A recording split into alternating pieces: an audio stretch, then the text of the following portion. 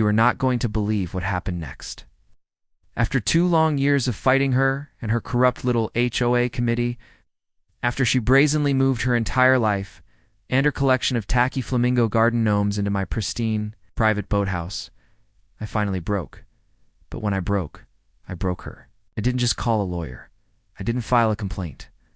I performed an act of nautical justice that would go viral. I waited for a perfectly clear night, cut the mooring lines, and watched her entire, illegally occupied boathouse drift silently into the center of the massive, deep lake. The moment she realized her home was now a tiny, unstable island, her panicked, high-pitched scream echoed across the water.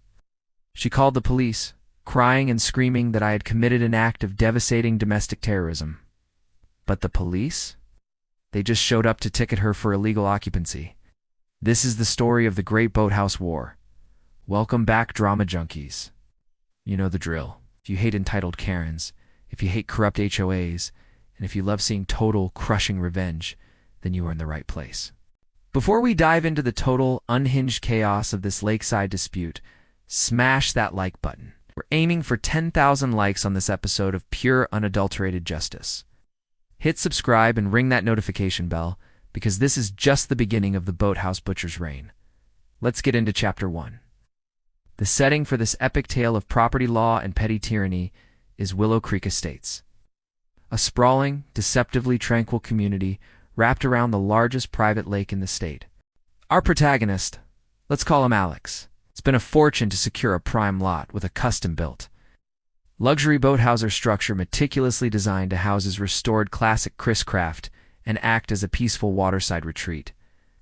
Alex was a successful private man, and his boathouse, with its gleaming mahogany deck and pristine white trim, was his sanctuary. Enter our villain, Eleanor Vance, better known to the entire neighborhood as Ellie the Enforcer or just HOA Karen. Eleanor was ostensibly just another resident, but she had a relentless, almost spiritual devotion to the HOA's bylaws, or more accurately, her own interpretation of them. She had leveraged this obsession into the position of HOA Architectural Review Committee Chair and unofficially the self-appointed Queen of Willow Creek. The initial conflict, the tiny, absurd spark that ignited this inferno, involved a single, perfectly harmless solar-powered accent light.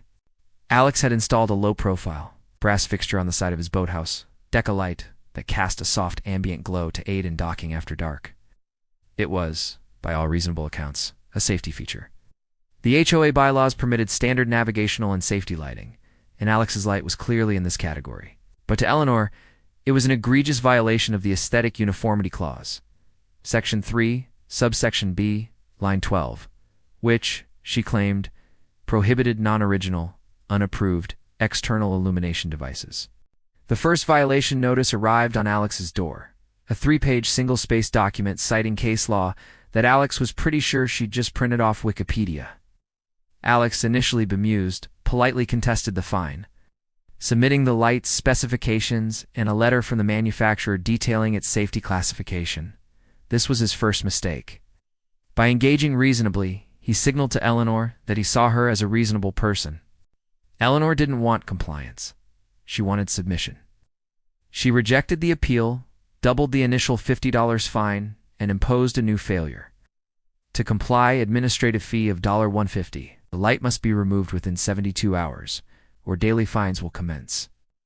The notice concluded, signed with a flourish that looked less like a signature and more like a declaration of war. Alex was irritated, but busy. He decided to just take the ridiculous light down to avoid the daily fines.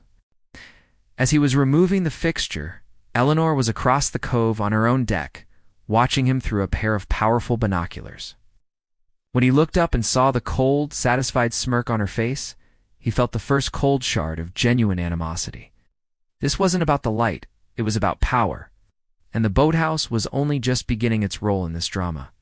He removed the light, but the feeling of being watched, judged, and controlled lingered. He vowed that next time he wouldn't back down. The war for the boathouse was on, but neither combatant knew the structure itself would become the ultimate prize. The solar light was merely the appetizer. The main course was the boathouse itself. Eleanor's obsession with Alex's property only intensified. She started dropping by unannounced, walking onto his private lakeside deck under the pretense of architectural inspection. Alex had a security system installed that captured one particularly galling instance where Eleanor spent nearly 5 minutes actually touching the exterior walls, as if searching for structural flaws. Alex had his attorney send a firm cease and desist letter, citing trespassing and harassment. Ow. This only provoked Eleanor further. She realized she couldn't control Alex's use of the boathouse, so she decided to claim ownership of its purpose. The HOA bylaws stipulated that boathouses were for the storage and maintenance of watercraft and associated nautical equipment. They were explicitly not to be used as residential dwellings or rental units. This was the loophole she exploited. Eleanor had recently gone through a messy, expensive divorce, leaving her in a financially precarious position. Her own home, a smaller property 2 streets back, was now too large and too expensive. One Tuesday morning, Alex arrived at his boathouse to find something truly unbelievable.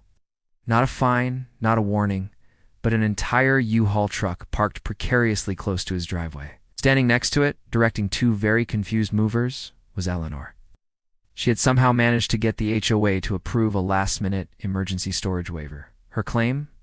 That her current house was undergoing extensive, multi-month structural remediation, and that, as an essential community figure, she required temporary, secure, climate-controlled storage for her most treasured and irreplaceable household items.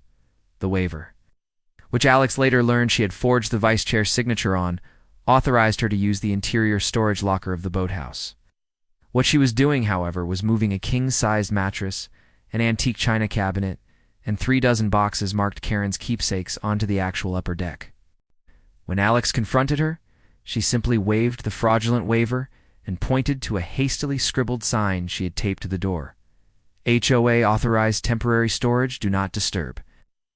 The next day, Alex's attorney faxed a formal emergency injunction demanding the immediate cessation of her illegal occupation. The day after that, Eleanor took her move to the next level of audacity. She didn't just store things, she moved herself in. She installed a generator, ran an extension cord to a mini fridge, and had a portable toilet discreetly delivered. She was living on the deck of Alex's boathouse. Worse, she claimed that the original boathouse slip, designed for Alex's 24-foot Chris craft, was unsafe and had chained it shut, effectively banning Alex from using his own property. "I need the whole space for my essential security detail," she declared, pointing to a single malnourished chihuahua she'd brought along. Alex was apoplectic, called the police, but Eleanor flashed the forged HOA waiver and claimed adverse possession due to a lease dispute with a co-owner, which was a total fabrication. The police, not wanting to deal with a civil property dispute, told Alex it was an HOA matter and left, cautioning him not to escalate the situation. Alex was now trapped. His legal process was slow, mired in the HOA's corrupt bureaucracy, and his immediate physical right to his property had been completely hijacked by a delusional tyrant who was literally camping on his deck. He had the right, he had the law, but Eleanor had the location. And her audacious squatter's rights, however flimsy, were giving her the upper hand. The boathouse, a meticulously designed luxury item, had become a shanty for the queen of the HOA, Alex, standing on the shore. Watching her enjoy a cup of coffee on his tick deck, knew he had to stop playing by her rules. He was helpless against the bureaucratic machine, but he knew the one element she couldn't control, the lake. Alex's helplessness was the catalyst for his genius. The realization that the police and the courts were too slow and too cowardly to intervene gave him a singular focus. He had to solve a civil problem with a non-civil solution. He knew the boathouse was moored to the shore with massive, industrial-grade steel cables anchored to concrete blocks embedded in the lake bed and 2 secondary lines tied to sturdy dock pilings. Removing them would be an immense job. But Alex wasn't an engineer for nothing. He spent the next 3 days secretly studying nautical mechanics and the complex mooring system of his structure. He purchased commercial-grade bolt cutters, a small submersible motor-driven propeller unit, and several hundred feet of industrial nylon rope. He told his few close friends he was taking a last-minute business trip. On the night of the full moon, around 2 a.m., the air perfectly still and the moonless water a sheet of black glass, Alex executed his plan. He wore a wetsuit, his face smeared with camouflage paint, and slipped silently into the frigid water. The noise from the bolt cutters was shockingly loud underwater, but the lakeside houses were dark and distant. He systematically severed the two main steel cables anchored to the lake bed. The boathouse remained stable. It's held in place by the secondary nylon ropes tied to the pilings, the lines she had chained his boat slip with. He then moved on to those. Using a thin, razor-sharp serrated blade, he worked slowly, cutting the thick nylon lines fiber by fiber until only a few strands remained. He then activated the small, silent motor unit and began to gently push the boathouse away from the shore, maintaining just enough tension on the remaining strands. The crucial moment came when he cut the final strands. With a terrifyingly loud thwack, the tension released. The boathouse, now a free-floating structure, began to drift. Alex submerged the propeller unit, and very slowly, very deliberately, he maneuvered the boathouse away from the shore and into the main deepest part of the lake.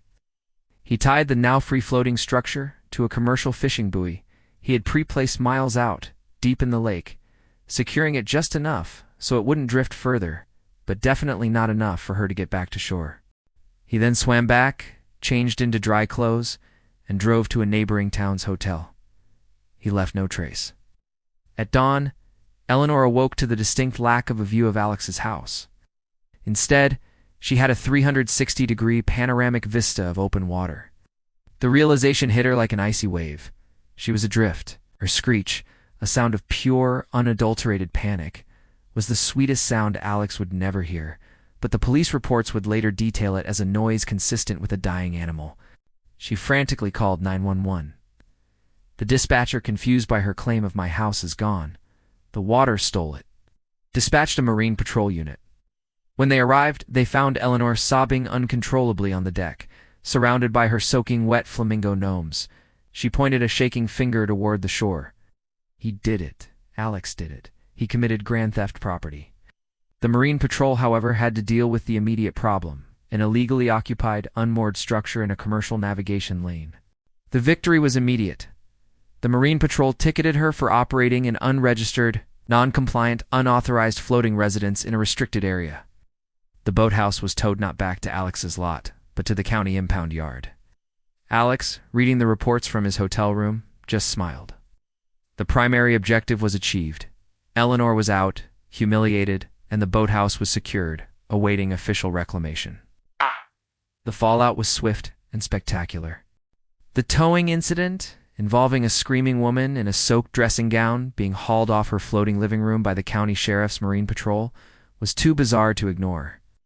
A local news helicopter caught a few seconds of footage, and the story exploded in the regional press. The HOA Adrift narrative quickly went viral. Its public scrutiny proved to be Eleanor's undoing. With the attention came the investigative eye of other disgruntled residents, and more importantly, the legitimate HOA board. Alex's lawyer, now armed with the media circus, filed an emergency motion that detailed not only Eleanor's illegal occupancy, but also her fraudulent use of HOA letterhead and the forged signature on the waiver. The board, terrified of the public relations nightmare, convened an emergency closed-door meeting.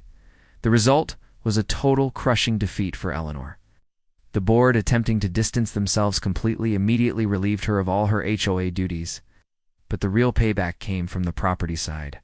Because the boathouse was currently impounded, and because Alex's lawyer could prove that Eleanor's actions constituted illegal residential use and structural endangerment of his property, Alex was granted an immediate restraining order.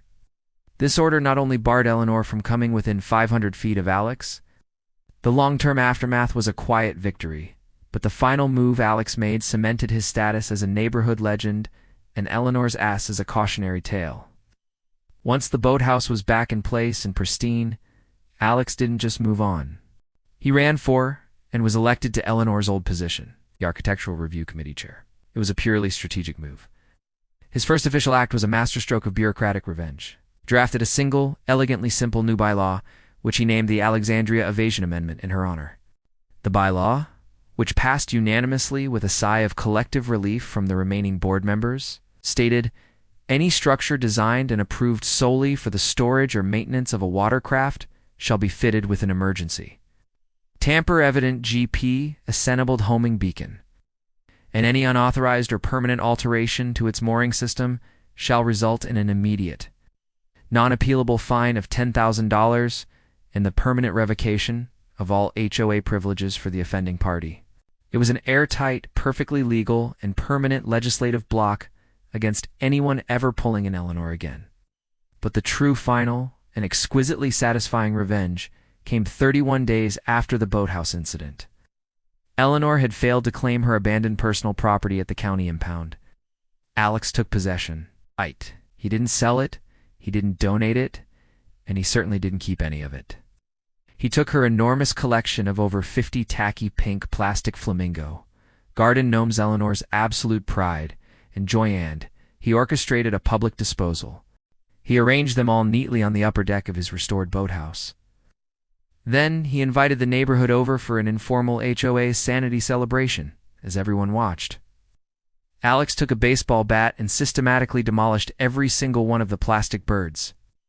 Tossing the shattered pieces into a dumpster labeled HOA trash, he even live-streamed the final 2 gnomes being crushed into dust. The final piece of furniture, the antique china cabinet, he sold for a small profit. He used the money to commission a small, elegant brass plaque that was discreetly affixed to the side of his boathouse, right where the solar light had once been. It simply read, "Permanently moored." As for Eleanor, she disappeared. She moved out of state, her reputation preceding her like a foul wind. Alex didn't just get his boathouse back. He became the community's unlikely hero, using one act of audacious aquatic rebellion to restore sanity and balance to a neighborhood choked by petty tyranny. He proved that sometimes the only way to beat a Karen is to send her packing, or, in this case, floating. What an ending. Forced sale, a permanent ban, and the ultimate, satisfying demise of 50 pink flamingos. That is how you get rid of an HOA tyrant. Don't let this drama die. Tell me in the comments below, what was the most shocking part of this story? Was it the forgery? Was it the police response? Or was it Alex setting the boathouse adrift? Hit that like button one more time. Subscribe for more tales of vengeance. And tap that notification bell so you don't miss our next story of ultimate payback. Thanks for watching, and stay safe out there.